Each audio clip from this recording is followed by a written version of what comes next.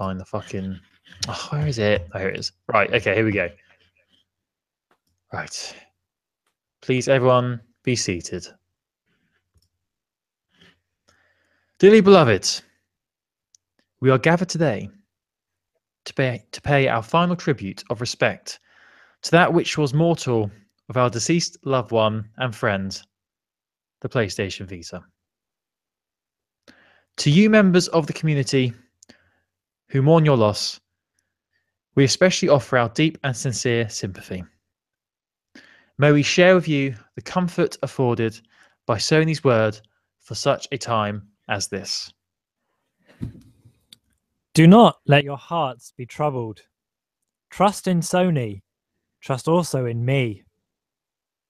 In my Father's house are many rooms. If it were not so, I would have told you. I am going there to prepare a place for you. And if I go and prepare a place for you, I will come back and take you to be with me, that you also may be where I am. Do you want to do that? Do you want to do a whole bit again? Because it kept cutting out. It sounded ridiculous.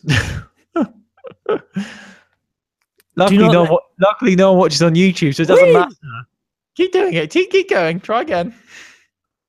Do not let your hearts be troubled. Trust in Sony. Also, trust in me.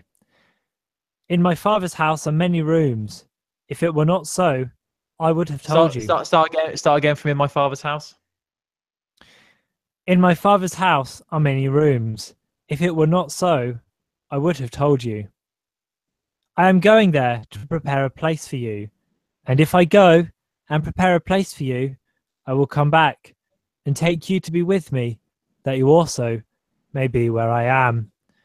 John 14:1. Keeps cutting out. It's so annoying. Try it once more. If it fails, I'll just mash it all together in the edit. So start again from do not let your hearts be troubled. Do not let your hearts be troubled. Trust in Sony. Trust also in me.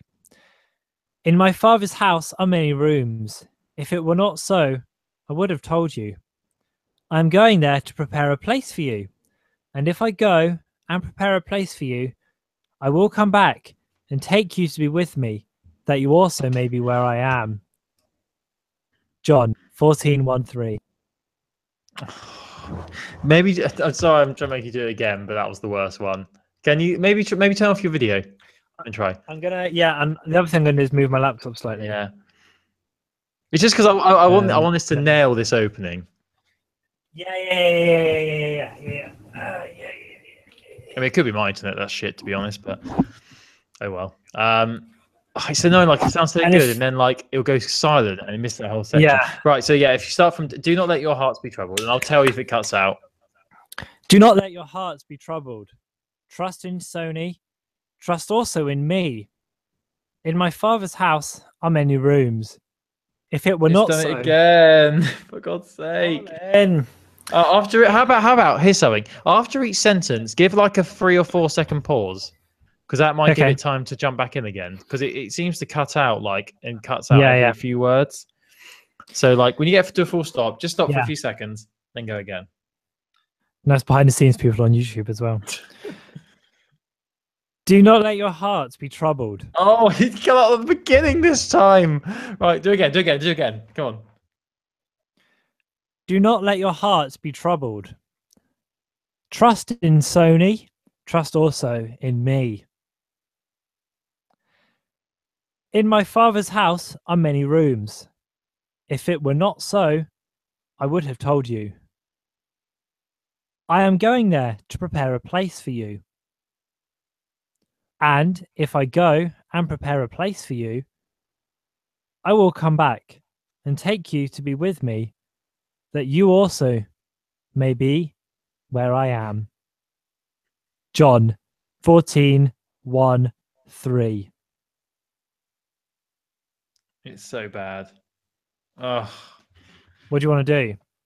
You know what? It might just be easy if you record it after the show and send it across. Oh, really? Okay. Yeah, I can do that. Yeah, it's just, it sounds so clear and it just cuts out. It's so weird. It's like so in and out. Do you want to do it one? This will be the final time. If this doesn't work, then we'll just, Yeah, record it afterwards. So yeah, try go again. I'm going to move my computer one more time. Let's just see if that's any better. Do not let your heart, and it's off by heart by now. Do not let your hearts be troubled. Trust in Sony. Trust also in me. In my father's house are many rooms. If it were not so, I would have told you. I am going there to prepare a place for you. And if I go and prepare a place for you, I will come back and take you to be with me, that you also may be where I am. That you also may be where I am. Yeah, we'll just get you to record it afterwards and send it over. Well, before that, we can check it on YouTube, can't we? And so let's do that first. But anyway, right, okay. Oh yeah, I need to do my last bit, then we're done. For as much as it has pleased Sony to take out of this world the soul of the PS Vita, we therefore commit their body to the ground, earth to earth, ashes to ashes, dust to dust. And then the intro will fade in. Yeah. Fade it over some funeral bells. That would be tasteful. Yeah, then we'll get the theme, and then we'll just... Should we just do the podcast if nothing's happened? Or shall we mention it? What do you reckon? I think we need to address it. Address it. Yeah, so we talk about... Colin. Hi. Hi, welcome to episode 180... What are we on? 187? 188? 187 of Heroes of Handheld. I hope it is. You put 187 in the doc, so I didn't actually check, so I hope we're right.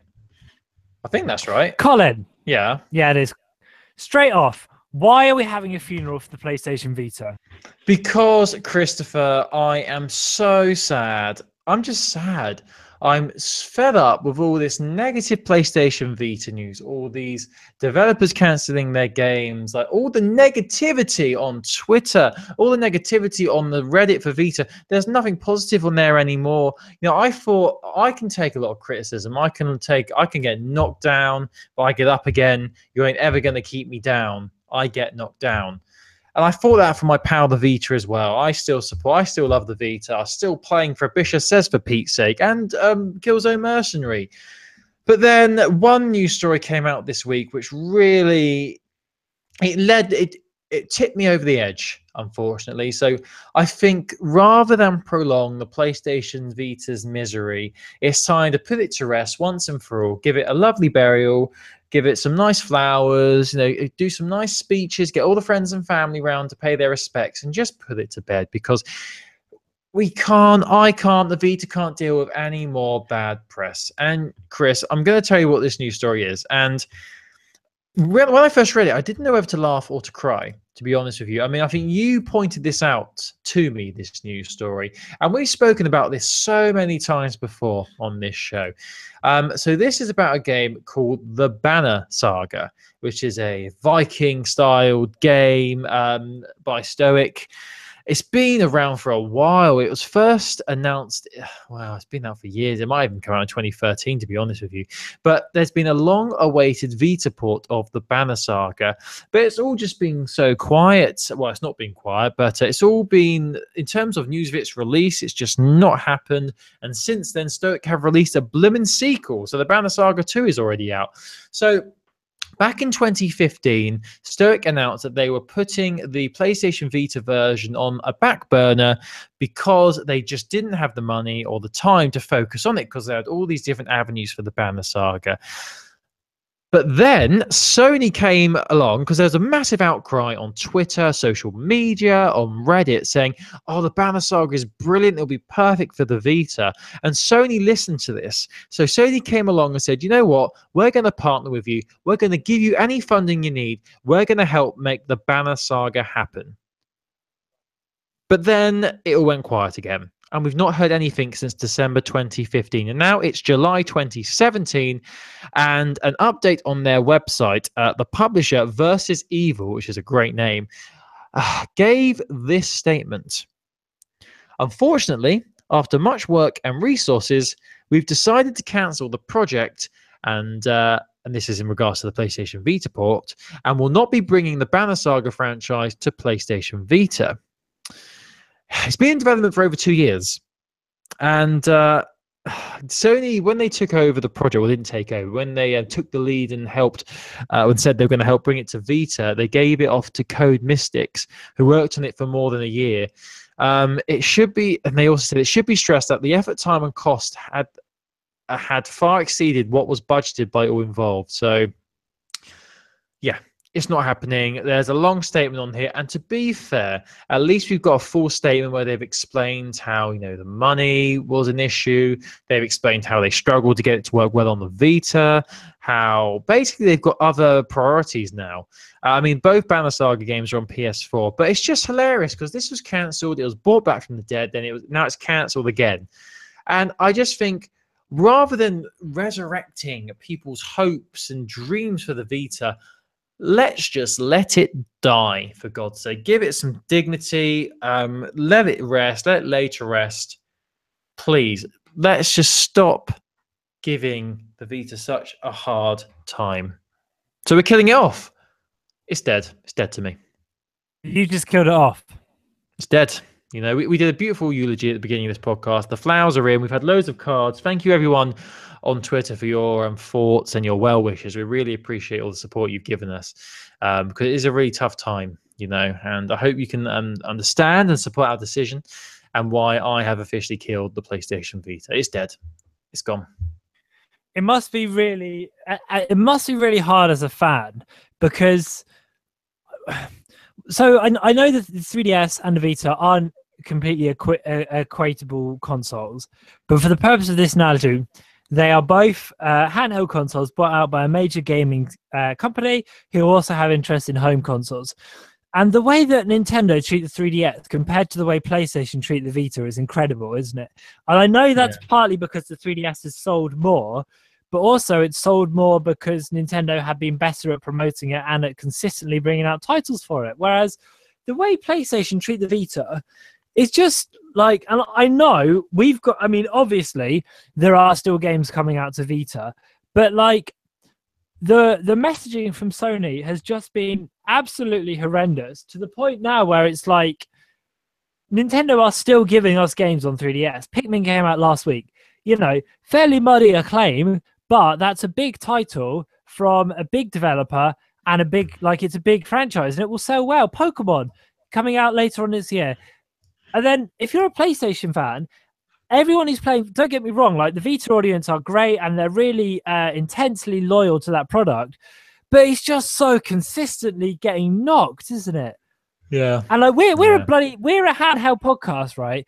We cover 3DS, Vita, Switch, and mobile. In case you've not heard before, in case you're new, we try and do everything. But it feels in case you haven't listened to our podcast and just come to quick judgments on Twitter. No, go ahead, Chris. Go ahead. But like every week, the Vita news, the 3DS news is this game's coming out. This game's coming to Japan. This looks quite cool. This is coming to Switch. Every blooming time we do Vita news, it's this game's been cancelled, or this game's going to make it if you hit the stretch goal and didn't hit the stretch goal. Do you remember that? There was that 4-player co-op game that was like a scavenging game set in space that was going to be the title for Vita. Do you remember? And it was like exclusively for Vita. It was an indie Kickstarted thing. I can't remember what it was called. It was something like Mars Explorers, it got a massive and it literally missed its stretch goal. Well, it missed its like funding goal by about it was huge. And it's like, if you're a Vita fan, it must be so hard. Like just seeing I liked my Vita, but I'm glad I jumped ship when I did, because it's just consistently being disappointed. And I know there are games coming out, and I know there are indie titles coming out, and I know there are games coming from Japan that people love. Don't at me. I know that. And if you're excited for that, that's absolutely great. But for it's just so repeatedly depressing, isn't it? Yeah. And I've just had enough. We've all had enough. We want to spread the joy of play. We want to spread the joy of handheld gaming because there's so much happiness and joy of it. I mean, the Nintendo Switch is a prime example how handheld gaming is all about fun and positivity and anticipation and hope for the future. And and it's no fault of the fans, really. It's all down to the developers. It's Sony, isn't it? I mean, it's really poor promotion. And memory cards and like all the stuff that you had to get specific Vita things. You couldn't just use normal charging cables. Just ridiculous. And it's just like, that's the reason we're fed up. We want to be happy. We don't want to be sad. Vita makes us sad, basically. So thank you for your flowers. Let's move on. Right, Chris, can we please talk about the PlayStation Go Fest? Not PlayStation Go. Pokemon Go. I've got PlayStation on the mind. The Pokemon Go Fest. Please tell me how much of a success it was and how everyone got their money's worth and how it was such a happy time for everyone. Let's have some positivity. Come on, Taylor. How was it? Was it good? How'd it go? Last Saturday was the Chicago Poker Fest event, and the idea was that this was going to be when legendaries were first revealed, and the idea was that players outside of Chicago would be able to help players inside Chicago. Players inside Chicago would be able to help players outside Chicago. By now, if you're a Pokemon Go player, you must know that this event was pretty much, at least, and they've taken steps to fix it, but initially, and for a portion of the day, was an unmitigated disaster. So I didn't know this, Colin.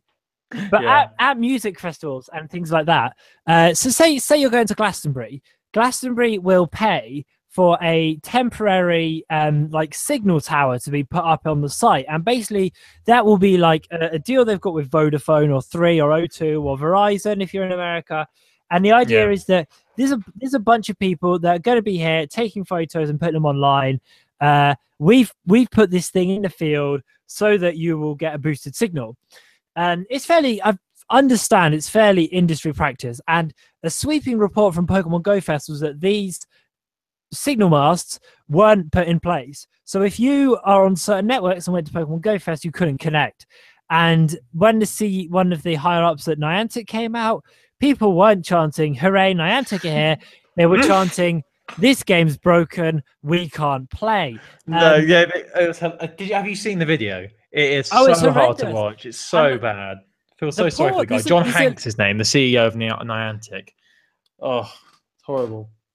And there's a couple of women there who are kind of paid like professional hosts who do sort of get paid to come to video game events, cheer the crowd on, hype them up a bit, tell them about what's going on in the day. And these poor women who I think there was two of them, and it's just like just being harangued by the crowd, and it's not their fault. And it's so, I mean, in the end, they managed to fix some of the problems. They increased the duration of the event. They increased the radius of the event, so you didn't have to be in Grant Park to play. They gave full refunds at $100 of in-game currency, but it's once again Niantic not realizing how popular something will be, not properly planning it through. And I don't understand how this company continuously underestimate the player base of Pokemon Go. They must know. I mean, they know how many people bought tickets. Like, how can you not do the maths on it? I know. It's ridiculous. Like, when I hopped on Twitter and I saw the hashtags of Pokemon Go Fest, how it been a complete failure, I don't know about you, but I sort of laughed to myself because it was so obvious that this was going to happen. Like, what has Pokemon Go been plagued with since it first came into our phones? It's been connectivity issues, like the servers going down. And it's just hilarious because this is such a big event, as you said. Like, they should have known what it was going to be like, and they just weren't prepared again. It's just, they're so stupid. They are absolutely stupid. But they did give refunds to everyone who went, and the event as well, the actual worldwide event, looks like they've announced that the events are going to continue until 5 p.m. Pacific time on July 27th. So there's like double candy, egg times have been reduced, walking distances have been reduced. There is also legendaries coming and legendaries out. So Articuno and Lugia are out and catchable. And then other legendaries are coming. We'll embed a link so you can read more about that. Articuno and Moltres is coming in the coming weeks. I have to say, like, this event has sort of been fantastic in terms of the double candy, the double XP, everything. It's been incredible. I have managed to like get so many Pokemon from Gen 1, which I was never able to get before. I finally got my Charizard. Finally. Nice. I got my Alakazam. Finally. And I got my Rhydon as well. 3 big Pokemon that have like completely eluded me. But thanks to the whole double candy and everything, I've got all of them now. and it's just been amazing. Like so much XP. Like, and when you throw a Panab berry, you get 12 candies when you catch a Pokemon now, because you get 6 and it doubles.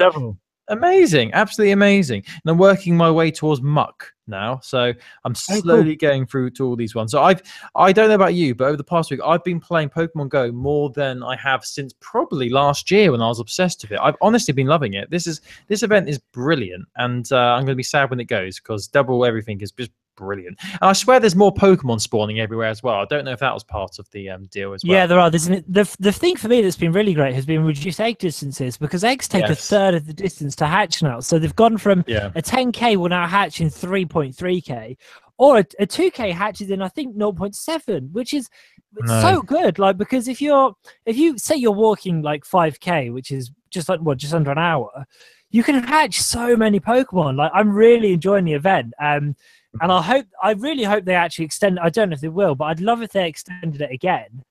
Yeah, I don't think they will, but I love it. And the whole egg thing has been, for me, it's the whole, when you walk your buddy, like how that's been reduced as well. Like I was walking my Charmeleon to get my Charizard, and they reduced it to 3k to 1k.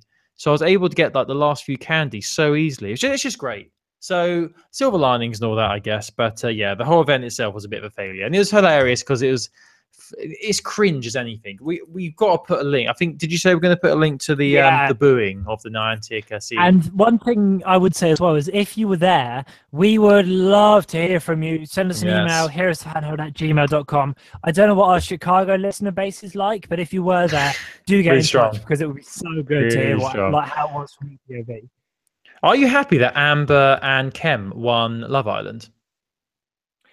Well, I would rather it had been Jamie and Camilla, but I like Kem. Kem was a sweetie. Amber's a bit boring, but Kem was a sweetie. When they first went in, I didn't like Kem or Amber. I really did grow to like them. I thought Amber was a bit of a knob, and I thought Kem was... The surprise for me was Chris and Olivia coming third. I thought they were going to come fourth. No, I wasn't surprised that Marcel and Gabby came fourth, because I think because they've been together so long, they were quite boring. You know, like, did you watch the episode with the lie detector? And also, turned on Gabby, didn't they? Yeah, that was one of the earlier ones I watched.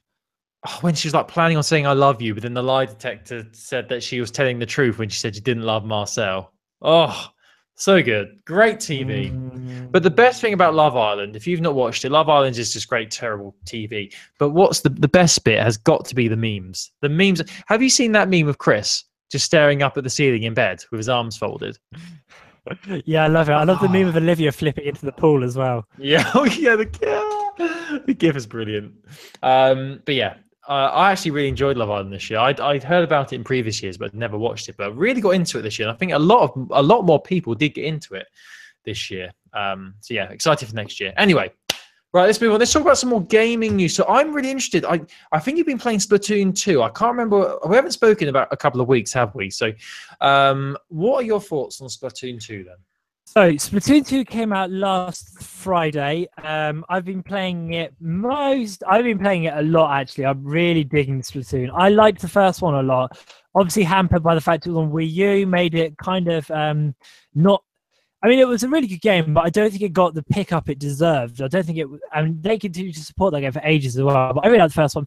Splatoon 2 has sold incredibly well. Game Data Library are reporting that in UK, sales of first week Splatoon 2 were 59% higher than the original, but in Japan, 328% higher.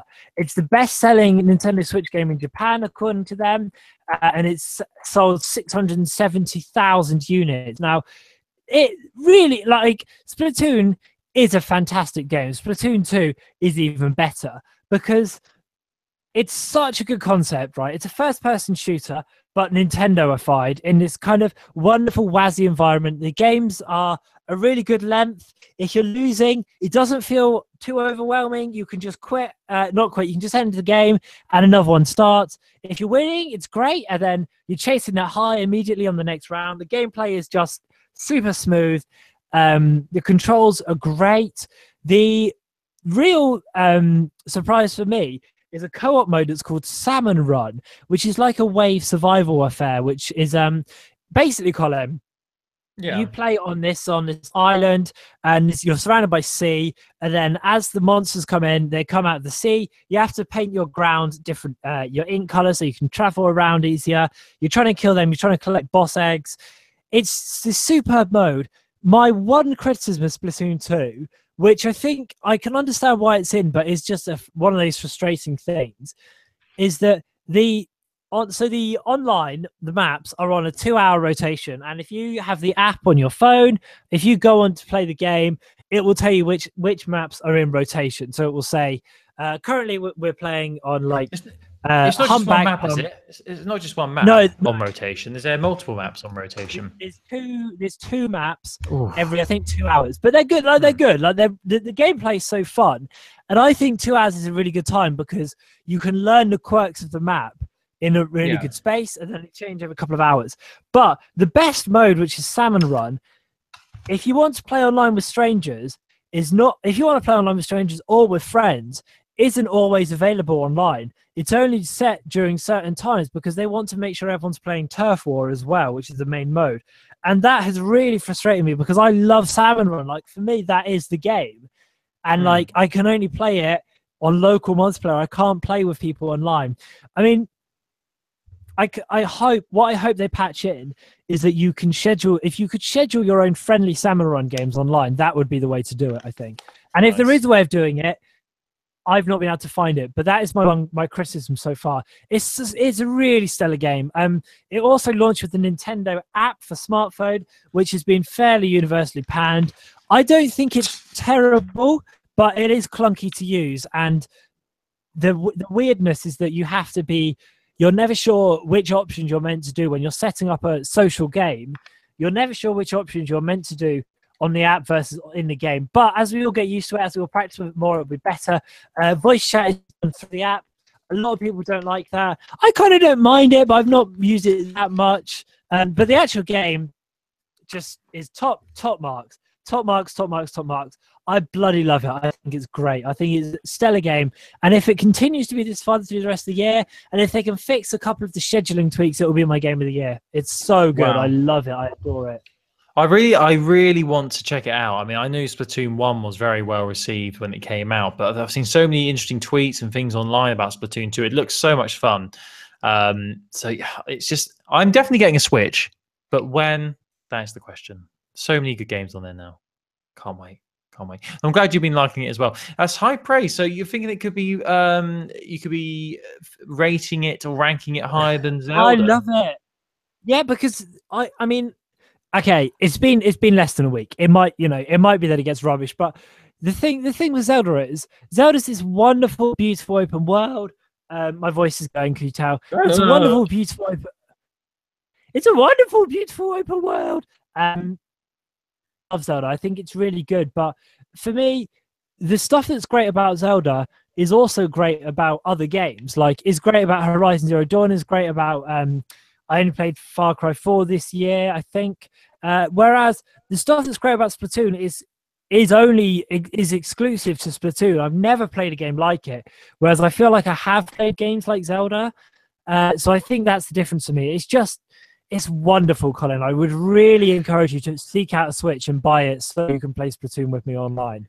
I will be getting a Switch.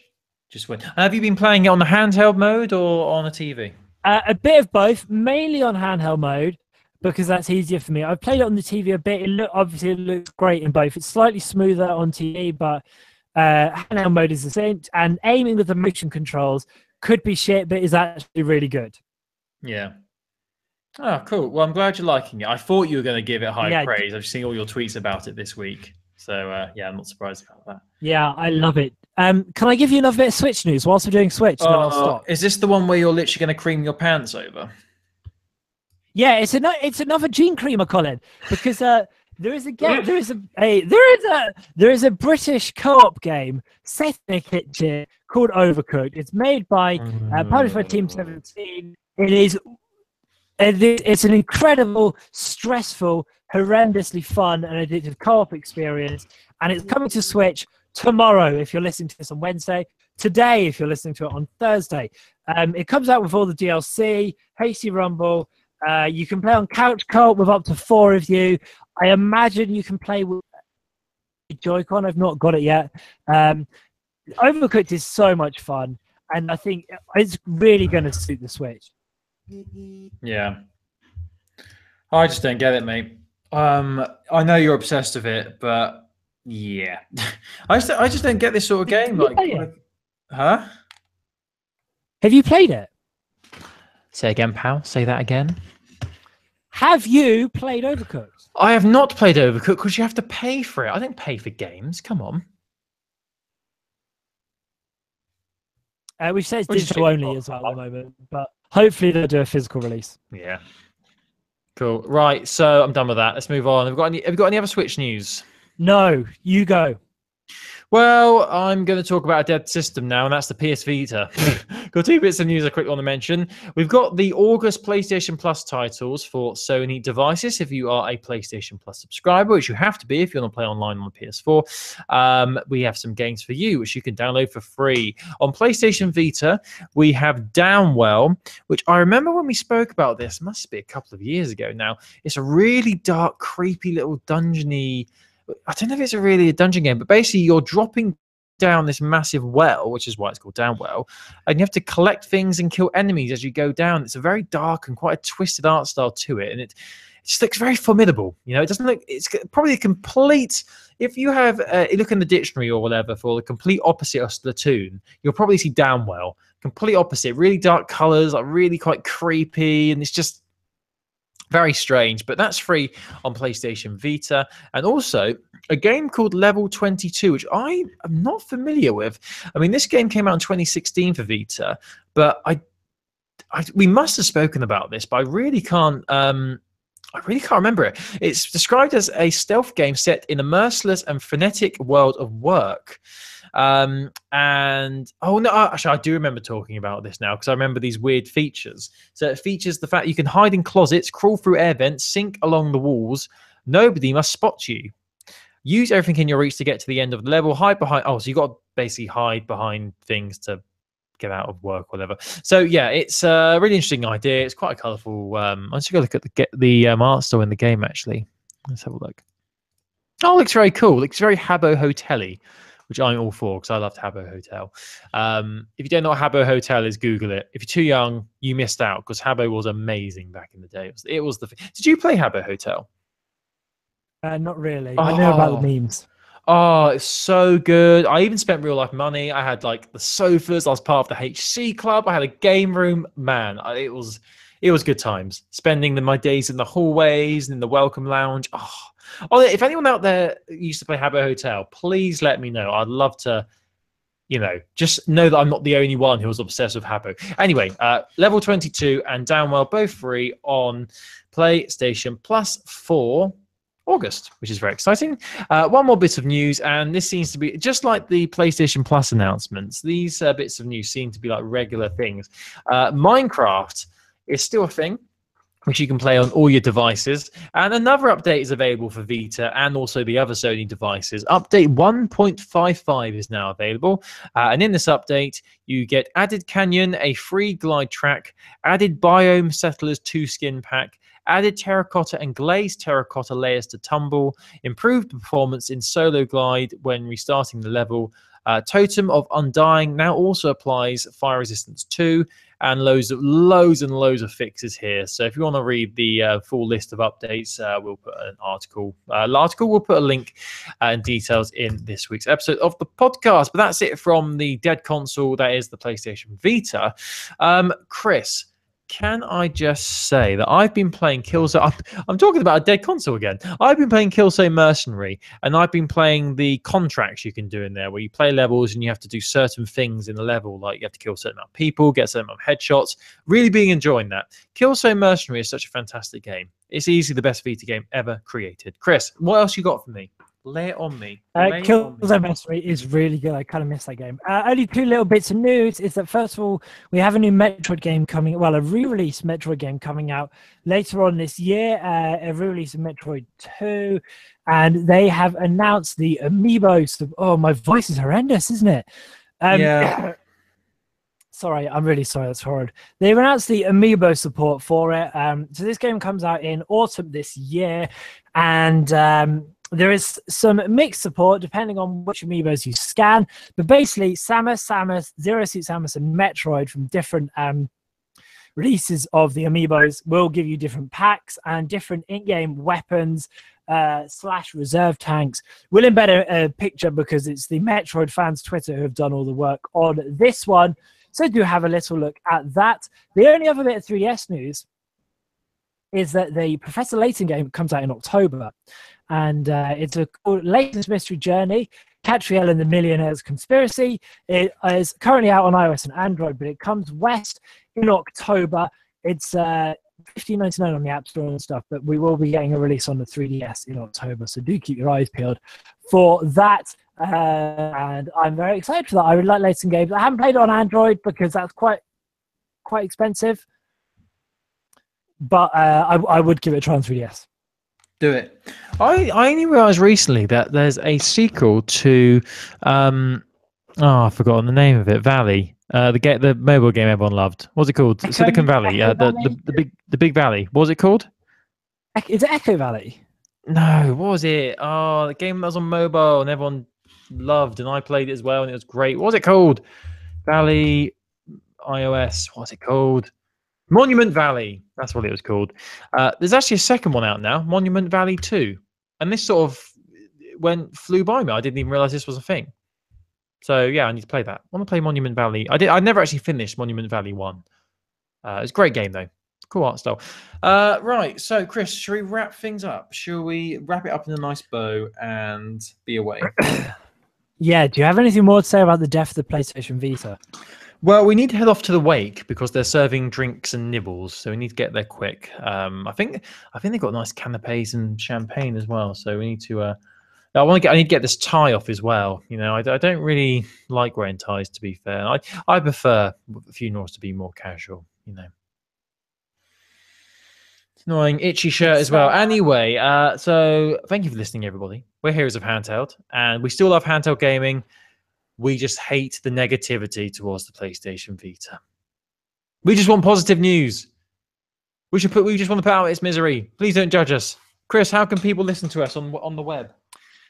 You can find this podcast on YouTube if you'd rather have a video version, or alternately, you can tweet us at Handheld Podcast, email heroesofhandheld@gmail.com.